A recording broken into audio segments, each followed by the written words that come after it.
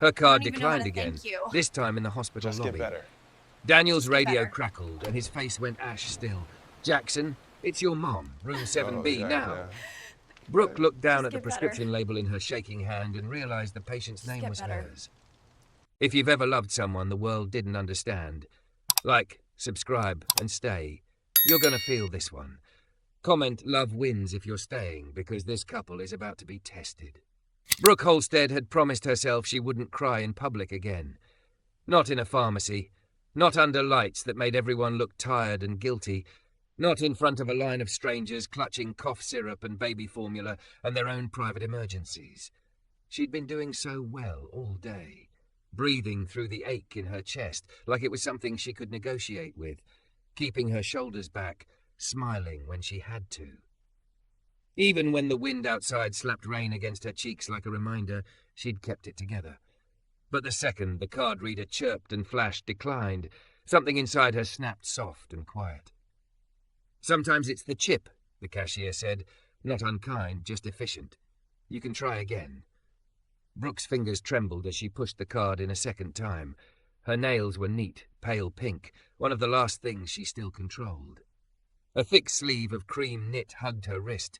The sweater stretched over her curves in a way that usually made her feel powerful. Tonight, it just felt like armor someone else had strapped onto her while she was too exhausted to fight. She kept her chin lifted. She tried to make her voice normal. Okay, yeah, sorry. The screen blinked, thought for half a second, then beeped again, declined. The sound landed in her chest like a stone. A couple behind her shifted. A man cleared his throat. Someone's cartwheel squeaked. The pharmacy smelled like antiseptic, mint, and that faint sweetness of children's medicine that always felt wrong, like candy dressed up as help. Brooke swallowed hard and tapped her phone awake. The bank app spun, then a little red exclamation mark appeared as if it had been waiting to embarrass her. Service temporarily unavailable. Of course. Do you have another payment method? The cashier asked gently, the way you speak to someone teetering near the edge. Or we can put it on hold for 24 hours. On hold. The words made Brooke's stomach twist, because the white paper bag sitting on the counter wasn't makeup or vitamins or a luxury she could postpone. It was the antibiotic that was supposed to stop the infection from spreading. It was the steroid inhaler the urgent care doctor had insisted she start tonight, not tomorrow, not when her pride stopped being stubborn. It was the difference between waking up able to breathe and waking up gasping, panicked, alone. She could feel the memory of last night in her ribs, the tight squeeze, the wheeze she'd tried to laugh off until it stopped being funny. The doctor's face had gone stern, then softer. You've been pushing too hard. You've been ignoring your body. You can't do that anymore. Brooke had nodded like she understood, like she was the kind of woman who could afford not to push. She began, then stopped because her voice betrayed her, cracking on the first syllable. She reached into her wallet and pulled out a second card, one she almost never used. She hated it. It represented a version of her life she'd promised she'd never become. Interest rates, fine print, borrowed time. But borrowed time was exactly what she needed. She slid it into the reader. The machine blinked, considered her, and then delivered its verdict like a judge. Declined. Brooke's breath left her in a shallow rush. Heat climbed up her neck. She could feel eyes on her. Not cruel, not even curious, just there. A line of humans with their own problems watching hers turn visible. She forced a laugh that sounded like it belonged to someone else. That's weird. It must be the system. The cashier's sympathy deepened, and that was worse. Pity always felt heavier than anger.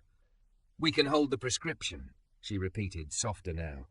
Or if you want, I can call the pharmacist over. Sometimes there's a discount card, or... No. Brooke's answer came too quick, too sharp. She softened it immediately. Sorry, no, it's okay. I'll figure it out. She started gathering her things like she could scoop up her dignity with her keys and phone. Her hands shook so hard her keyring jingled loudly, too loud, like it was mocking her. The paper bag stayed on the counter, unpaid, unreachable. The ache behind her eyes swelled.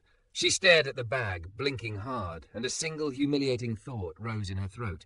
I'm going to get sick because I'm broke.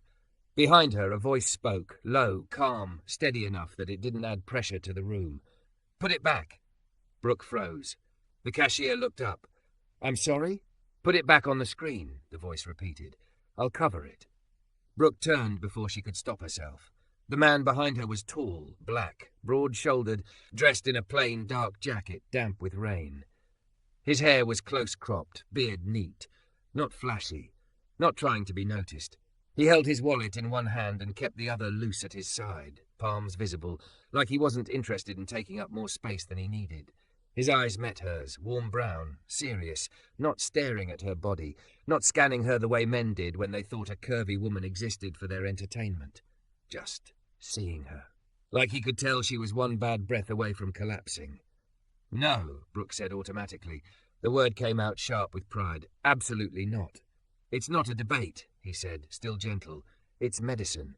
Brooke's face burned. "You don't have to." "I want to." He glanced at the paper bag like it was the only important thing in the room. "Please." The cashier hesitated, caught between policy and humanity. The man nodded once. "It's fine. Just ring it." Brooke shook her head, a little frantic.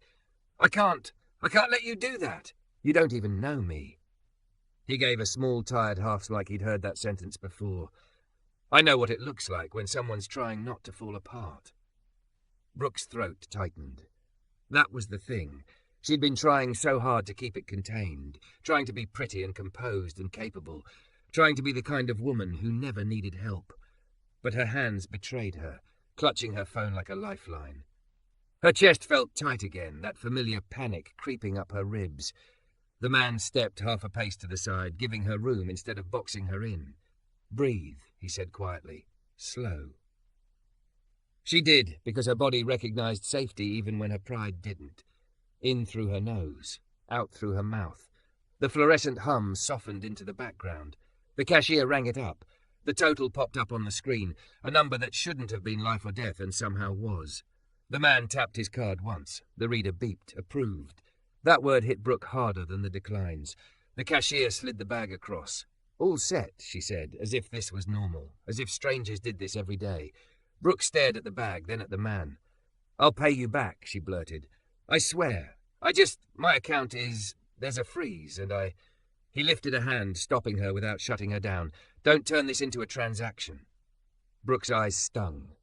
She hated that her voice was shaking. "Why?" For a beat, he didn't answer. His gaze flicked to the prescription label, then back to her face, and something softened, something careful and human. "My little sister used to pretend she wasn't sick," he said. "She'd joke, flirt, act like she was fine, because she didn't want anybody worried. And then one night she couldn't breathe, and we were all standing there wishing we'd taken it more seriously." Brooke's mouth opened, closed. Her heart thudded with a sudden, unexpected grief for someone she'd never met. He pushed the bag closer to her, not touching her, not crossing that line, just offering. Then he leaned in, not close enough to invade her space, just near enough that his next words belonged only to her. "Just get better," he whispered. Brooke's breath caught. She clutched the paper bag to her chest like it weighed something more than medicine. "Thank you," she managed, and it came out small, like a child's voice wearing an adult's body. He nodded once, already stepping back. "You're welcome." Brooke spun, suddenly frantic at the idea of him disappearing into the rain like this never happened. "Wait, what's your name?" He paused at the automatic doors, rainlight framing his silhouette. For a second, he looked over his shoulder. "Daniel," he said. Then the doors slid open and the cold rushed in, and he was gone into the night, leaving Brooke standing there with her medicine, her pulse still racing, and the strange, disorienting feeling that someone had reached into the worst moment of her day and quietly, wordlessly refused to let her drown. She looked down at the receipt the cashier had stapled to the bag, a name printed above the payment line. Daniel Jackson. Brooke swallowed hard. Outside, through the glass, she saw him stop beside an older woman struggling with a wet umbrella. Without hesitation, he angled the umbrella for her, blocking the wind, walking her to her car like it was the most normal thing in the world. Brooke's chest tightened again, this time not with panic, with a question, because kindness like that didn't feel random. It felt like a person carrying something heavy and choosing, anyway, to show up gentle. And Brooke had no idea why that thought made her hands tremble more than the decline ever did. Brooke didn't sleep. Not really.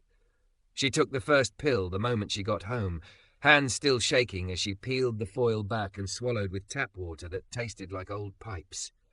She used her inhaler the way the urgent care doctor showed her. Slow breath in, hold, slow breath out. Then sat on the edge of her bed in the half-dark, listening for the wheeze that always came back like a threat. The apartment was quiet in that brittle way that made every sound feel accusatory. The fridge hummed. The heater clicked. Somewhere in the building, somebody's TV laughed at a joke Brooke couldn't hear. She stared at her phone until her eyes hurt. The bank app finally loaded at 2:14 a.m., and the screen hit her like a slap. Account temporarily restricted. Please contact support. Restricted. Not empty. Not overdrawn. Restricted. Like her life had been put in a box and someone else had turned the key. She scrolled through the notifications with a sick twist in her gut. Unusual activity detected.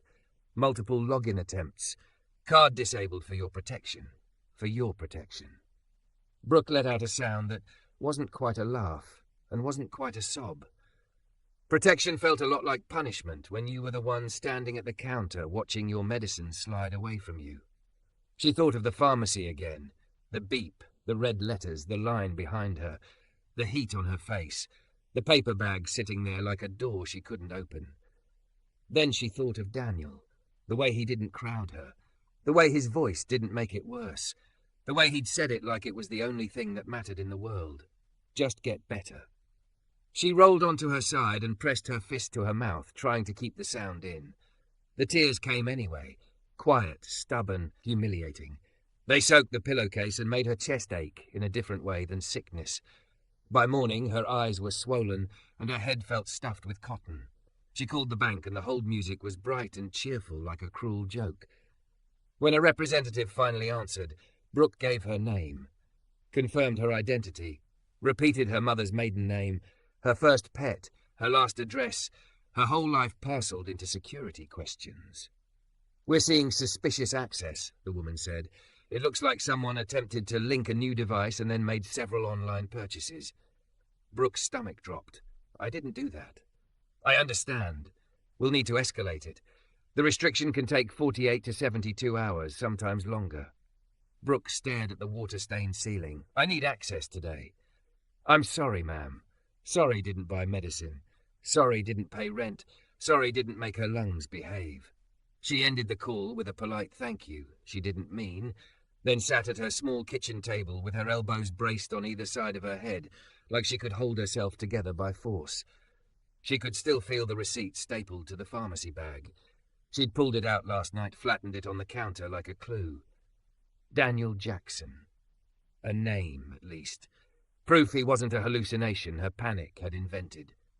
Brooke went to her dresser and opened the small tin where she kept emergency cash, money she'd saved from tips, from side gigs, from the last scraps of normal.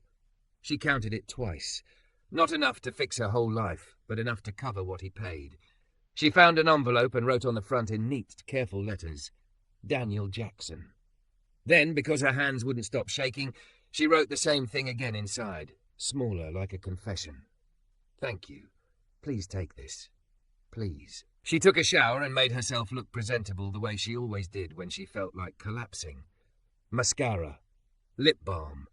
A sweater that hugged her curves and made her look like the version of Brooke who had everything under control.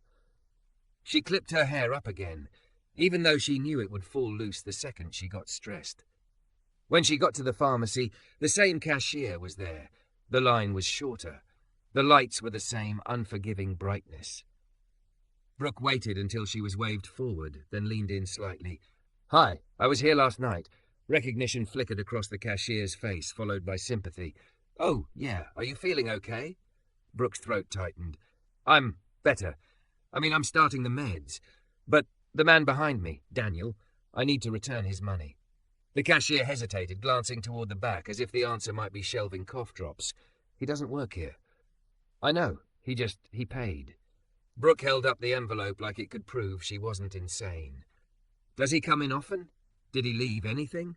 The cashier lowered her voice. "He comes by sometimes, usually after his shift. He's maintenance at St. Bridget's Hospital, I think. He picks up prescriptions for his mom." Brooke's heart stumbled. St. Bridget's? The cashier nodded, then softened. You don't owe him, honey. He's just like that. Brooke's grip tightened on the envelope. I do, at least. I need him to know what it meant. The cashier scribbled something on a sticky note, St. Bridget's, service entrance off Mercer, and slid it across like she was bending rules on purpose. Brooke took it with both hands. Thank you. Outside, the sky hung low and grey, the kind of day that made the city feel like it was holding its breath. Brooke sat in her car for a long moment, envelope on her lap, and tried to talk herself out of going. He doesn't want to see you. It was a moment. Let it stay a moment. But she couldn't. Because last night had been more than money. It had been a hand reaching into her worst second and refusing to let her be alone in it. St. Bridget's was bigger than she expected. Glass and concrete, ambulances sliding in and out like beetles with flashing eyes. Brooke parked too far away because she didn't want to be seen, then walked toward the service entrance with the envelope tucked under her arm like it could anchor her. The door was unmarked, just a metal slab with a keypad. A security guard looked up from his station. Can I help you? Brooke swallowed. I'm looking for someone. Daniel Jackson, maintenance. The guard's eyes narrowed, not hostile, just cautious. You family? No, Brooke admitted. He helped me last night. I just need to give him something. The guard studied her face for a beat, as if deciding whether she was trouble. Then he picked up the phone and spoke into it quietly. Brooke stood there, suddenly hyper-aware of herself, of her curves under her sweater, of the way strangers always decided what that meant about her. She held her shoulders steady anyway. After a minute, the guard nodded toward the hallway. He's coming. Brooke's pulse kicked hard. She gripped the envelope until the edges bent. Daniel appeared from around the corner, walking fast like someone who was always answering alarms. He wore the same dark jacket as last night, but now there was a navy work shirt underneath, with a stitched name patch, Jackson, and a lanyard bouncing against his chest. His hands were slightly dirty, like he'd been working with wires or panels. He stopped short when he saw her. For a second, his expression didn't move, just surprise, controlled, unreadable. Then his eyes softened in a way that made Brooke's throat burn. You, he said, like he couldn't decide if it was a question. Brooke's voice came out too thin. Hi. He glanced past her, like he expected someone else to step out and explain. Is everything okay? Are you... His gaze flicked to her chest, to her breathing, not her body. You good? I'm taking the meds, she said quickly. I'm okay. I will be. She pushed the envelope toward him like it was hot. I came to pay you back. Daniel didn't take it. His eyes dropped to the envelope, then lifted back to hers. No. Brooke's face flushed. Please, this isn't... I know what it is, he said gently, and that gentleness made her eyes sting. And I'm saying no. Brooke swallowed hard. Daniel, I can't just accept that. You saved me from... Her voice cracked. She hated it, hated the way her emotions betrayed her, from the worst kind of humiliation. His jaw tightened. It wasn't about your pride. It was about my lungs, she whispered, and something in his expression flickered. Pain, fast and guarded. A buzzer sounded somewhere deeper in the hallway. A distant alarm chirped once, then stopped. The hospital felt alive with small emergencies. Daniel exhaled slowly, like he was steadying something inside himself. Look, he said, quieter, I'm glad you came. I'm glad you're getting better. But don't hand me money like this turns into a debt you carry. Brooke's grip on the envelope shook. Then what am I supposed to do with it? Daniel finally stepped closer. Not too close, but enough that his voice didn't have to fight the hallway noise. His eyes held hers, steady. Use it to stay on your feet, he said. And when you see somebody else about to fall, you catch them. That's it. Brooke's lips parted, but she couldn't find words. Because the truth was, she didn't feel like someone who caught people. She felt like someone who had been falling for a long time and was only just now realizing how hard the ground was. Before she could speak, Daniel's radio crackled at his hip. Jackson, we've got a panel fault, east wing. Lights flickered. We need you now. Daniel's eyes closed for half a second, like he'd been pulled in two directions. Then he looked back at Brooke. I have to go. Panic rose in her, not about being alone in the hallway, but about him walking away before she could say the one thing that mattered. Daniel, she blurted. He paused. Brooke held the envelope against her chest like a shield. Last night, You didn't even hesitate. Why? Daniel's throat worked like he was swallowing something sharp. His eyes didn't leave hers. Because I hesitated once, he said softly, a long time ago, and I don't get to do that again. Then he turned and jogged down the hallway toward the east wing, lanyard swinging, shoulders squared like a man running toward darkness with tools instead of fear. Brooke stood there, frozen, the envelope trembling in her hands. And for the first time since the decline, a new kind of ache opened up in her chest, one that had nothing to do with sickness. It was the feeling of realizing the man who saved you might be carrying a grief so heavy he built his whole life around not letting anyone else suffer the way he did. Brooke watched him disappear around the corner, and the hospital swallowed him like it swallowed everything. Sirens, footsteps, whispered prayers. She held the envelope tighter, and she knew, with a certainty that scared her, that she wasn't walking away from this the way she'd walked away from everything else. Brooke drove home with the envelope still on her lap like it had weight. Not paper weight, something heavier, like a promise she hadn't asked for but couldn't ignore. The rain had stopped, but the streets glistened anyway, reflecting traffic lights in smeared ribbons of red and green. Every time her wipers swept across the windshield out of habit, she flinched at the empty squeak. Her chest felt looser than it had yesterday, medicine doing its quiet work, but her mind stayed tight, looping back to Daniel's last words. Because I hesitated once. She'd heard the way his voice changed on that sentence, like it wasn't a story he told, like it was a scar he lived with. At home, she set the pharmacy bag on the counter and leaned against the cabinet until her knees threatened to buckle. The apartment still felt too quiet, but now there was another sound in it. The memory of him, steady and calm, refusing to make her shame into entertainment. Brooke opened the envelope and stared at the cash again. She could have kept it. Her account was still frozen, the bank still escalating, rent still looming like a fist. She could have folded the bills back into the tin in her dresser and called it survival.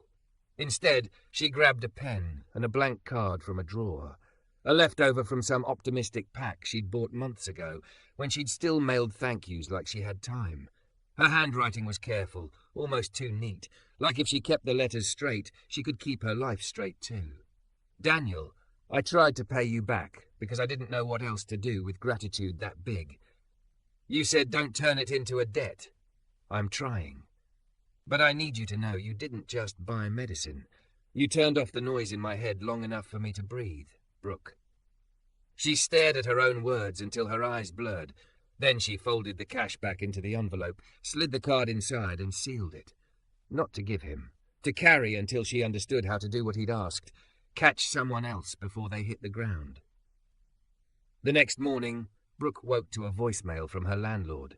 Polite, firm, familiar. She listened to it once, then again, then set her phone face down like it could stop reality from advancing. Her breathing was better. Her chest still hurt when she laughed or moved too fast, but it was the manageable hurt of healing, not the terror of collapse. She dressed anyway, thick sweater again, jeans that hugged her hips, boots. The messy clip caught most of her hair. The rest framed her face in soft, stubborn pieces. She looked in the mirror and tried to see what strangers saw. A curvy, pretty woman who looked like she had options. Then she tried to see what Daniel had seen. Someone trying not to fall apart. Brooke drove back to St. Bridget's with a paper cup of coffee she didn't even want, just something to hold. The service entrance felt colder in daylight, less mysterious and more practical. Metal door, keypad, security guard with a crossword half finished. The guard recognized her immediately. Back again? Brooke forced a small smile. I just wanted to make sure he's okay. The guard's expression softened a fraction. He's been running all morning. East Wing Electrical has been acting up. Brooke's stomach dipped. Is it bad? Hospital bad, he said, which was not an answer, and somehow was. She stood off to the side, out of the way, sipping coffee that tasted like burnt comfort. She told herself she'd wait 10 minutes, then 15. Then she'd leave before she made a fool of herself. At minute 12, the overhead lights flickered. It happened so fast it felt like blinking. Bright, dim, bright again. Somewhere down the hall, a woman gasped. A nurse's voice rose sharp and calm at the same time. Footsteps accelerated, rubber soles slapping tile. Then the lights cut fully. For half a second, the corridor became a tunnel of grey shadow and emergency glow. Red exit signs burned like warnings. A few battery-backed lamps clicked on with a thin, strained hum. The air changed. The hospital suddenly felt like it was holding its breath. Brooke's pulse spiked hard enough to sting behind her ribs. Instinct made her inhale too quickly, and her lungs protested. The guard stood, hand on his radio. "Jackson, we lost it again. Full drop this time." Static hissed, then Daniel's voice, tight with movement. "I'm on my way. Keep everyone away from the panel." Brooke pressed a hand to the wall to steady herself. In the dim, she heard someone crying, not loud, but the small, helpless sound of a child. She found them near a doorway. A young mom crouched beside a little boy, maybe 6 or 7, his face pale in the emergency glow, clutching his chest with both hands like he was trying to hold his breath in place. "I can't," the boy wheezed. "Mom, I can't." Brooke's body moved before her thoughts caught up. She dropped to her knees a few feet away, not touching, not crowding. "Hey," she said softly, voice trembling but present. "Hey, sweetheart, look at me." The mom's eyes snapped up, wild with panic. "He has asthma. His inhaler's in the car and the elevators." "I know," Brooke whispered. "I know. Okay, just listen. We're going to slow it down." The boy's eyes flicked to her, wide and glossy. Brooke kept her hands open where he could see them. "Can you do something with me? We're going to breathe like we're cooling soup. Slow, gentle." She demonstrated. Slow inhale through her nose, controlled exhale through pursed lips. Not perfect, just steady. The boy tried, shaky, but he tried. The mom let out a sob. "I don't know what to do." "You're doing it," Brooke said, and surprised herself with how true it sounded. "You're here. You're not leaving him. That's everything." Footsteps pounded closer. A flashlight beam cut through the darkness like a blade. Daniel appeared around the corner, tool bag in one hand, flashlight in the other, jaw set like he was about to fight the building itself. His eyes locked on the child first, assessment, urgency, then flicked to Brooke, surprise flashing again. "You okay?" he asked her anyway, as if he could hold 2 emergencies at once. Brooke nodded, keeping her focus on the boy. "He's scared. I'm just keeping him with me." Daniel crouched near the mom, voice low and steady. "Ma'am, what's his name?" "Evan," she choked out. "Okay, Evan," Daniel said, softening in a way that made Brooke's throat tighten. "We're going to get the lights back. Your job is to do what she's doing. Slow out breaths. You hear me?" Evan nodded weakly. Daniel looked at the guard. "Call respiratory to this hallway. Tell them we need a rescue inhaler brought down." Now. The guard was already on it. Daniel's gaze returned to Brooke for a beat, something unspoken passing between them in the emergency glow. Then he stood and moved toward the panel door like he knew every inch of it.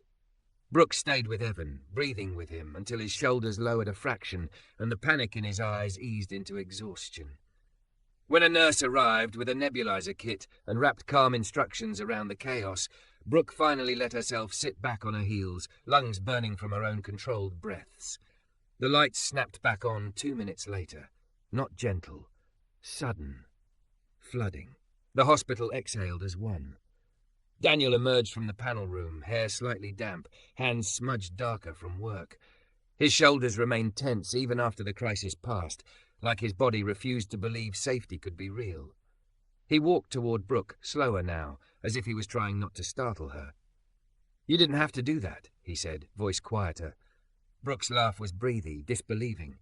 "Funny, that's exactly what I said to you." A ghost of a smile touched his mouth. It didn't stay. He glanced toward Evan, now breathing through the treatment, cheeks less pale. Then Daniel looked back at Brooke, and something in him shifted, like the sight had dragged a memory up by its collar.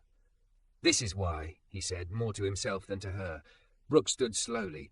Her legs felt shaky. "Your sister," she whispered, not as a question, but as a piece clicking into place. Daniel's eyes tightened. He didn't deny it. "She was 16, he said. Thought she was invincible. Thought asking for help made her weak." His voice caught, just for a second. "One night her inhaler was empty and we didn't have money for a refill until payday. I told her we'd figure it out in the morning." Brooke's stomach dropped. Daniel stared past Brooke as if he could see that night on the bright hospital wall. There wasn't a morning for her. The words hit Brooke like cold water. She opened her mouth, but nothing came out. Apologies felt stupid. Tiny paper umbrellas in a storm. Daniel blinked hard and swallowed. So when I see a card decline on medicine, he let out a breath. I don't argue it. I don't bargain. I just fix what I can fix. Brooke's eyes burned. She pressed a hand to her chest, feeling the steady thump of a heart that was still here, still working. I'm so sorry, she managed. Daniel shook his head once. Don't be sorry. Just... He stopped. Then his gaze softened as it landed on her face, like he was seeing the way her body still carried fear from last night. Just get better. The words were the same, but this time they didn't feel like him rescuing her. They felt like him letting her stand on her own feet while he stood close enough to catch her if she swayed. Brooke took the envelope from her bag. Not the cash, just the card. I wrote you something, she said. No money, just words. Daniel hesitated, then took it like it mattered. Brooke exhaled, a shaky laugh spilling out. And I did what you said, the catch someone thing. Daniel's eyes flicked toward Evan again, understanding dawning. Brooke nodded. I wasn't sure I could, but I did. Daniel's expression softened in a way that made something in Brooke loosen, some tight knot she'd been living with for too long. He glanced down at the card in his hand, then back at her. You hungry? He asked suddenly, like he was changing the subject to keep himself from breaking. Brooke blinked. What? There's a diner across the street that makes terrible coffee and good soup, Daniel said. His mouth twitched. I've got 10 minutes before the next thing breaks. Brooke's throat tightened again, but this time the feeling was warm. I'd like that, she said quietly. Daniel nodded once, like he was accepting something he'd been afraid to want. As they walked toward the exit together, Brooke felt the strange, fierce truth settle into her bones. Her card had declined. Her life had buckled. Her pride had cracked open in public. But in the crack, light had gotten in. And for the first time in a long time, Brooke didn't feel like she was walking alone into the dark.